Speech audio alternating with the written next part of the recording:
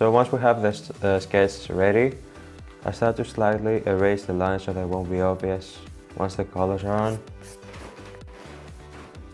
So I'm gonna start with a black color pencil to do the eyeliner first.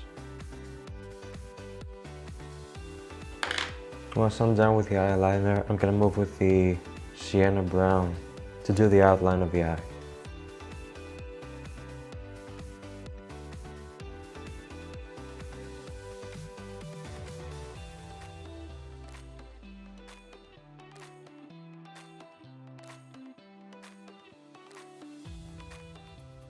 And I'm gonna do the iris.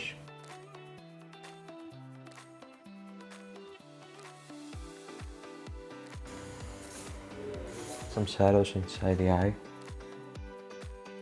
I'm gonna draw the eyelid.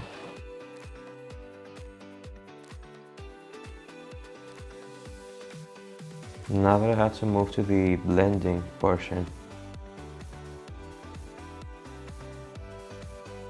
So once I finish blending for the first time, I like to go with a white color pencil on the eyelid, since that's always the lightest part of the eye, to make it pop. While blending, I also add a lot of pressure so that the colors blend perfectly and there aren't any harsh lines. Now I'm gonna slightly add the shadows again with the color sienna brown on the bottom part of the eye. And then I'm gonna blend it all together, but even with more pressure, so that it blends perfectly. Once I've blended in, I like to go with a white color pencil again, just to add the highlights and blend it even more. And then, even though it sounds a little bit odd, I like to add a gray color pencil to make the shadows too, because it makes the whole drawing look more realistic. Like 2 or 3 years ago, I didn't used to do that part. I skipped the gray color pencil part, and it didn't look as realistic. And I tried it one time and I liked how it worked. So I kept going, I kept doing it. And then with a brown sienna one, I make the lines a little bit harsh, or as close as they are in the actual reference picture. And after I'm done with this part of the eye, I like to add the eyelashes. Because if I did it before I blended in, it wouldn't be that obvious.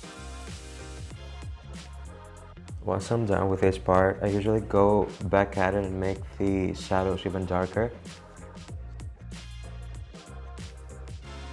I also add more pressure for some eyelashes and less for others, mostly because in the picture some of them are more obvious and the others are more subtle.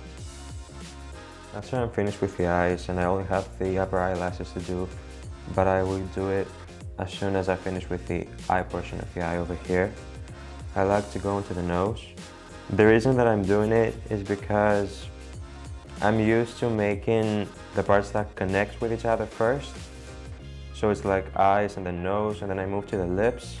I'm always sharpening a pencil before I start drawing because a pointy tip is the most important while adding details, and so that it doesn't make a part of the face bigger, and so that I can add more detail and be more specific with what I'm doing. I'm doing the lines very lightly. I always try to make each shadow in the nose because each nose is different, and if you don't make a shadow right, it may come off way different than the actual nose of the person that I'm drawing. Once I'm done blending for the first time, I'm adding the same shadows, but with the color sienna brown. I love the mixed media papers because it's the easiest one for color pencils to blend well in. I'm using the white color pencil to blend in the parts that are highlighted in the nose. And then I'll go in again to add the shadows and blend again. And it usually takes like 3 or 4 times to be completely blended. Now I'm adding the gray color pencil again on some of the shadows. And then I'm gonna go on top of it with the sienna brown one and blend it all together. And as you'll see in a few seconds, I'll add pink on the tip of the nose as a blush, because it does wear a lot of blush in this picture.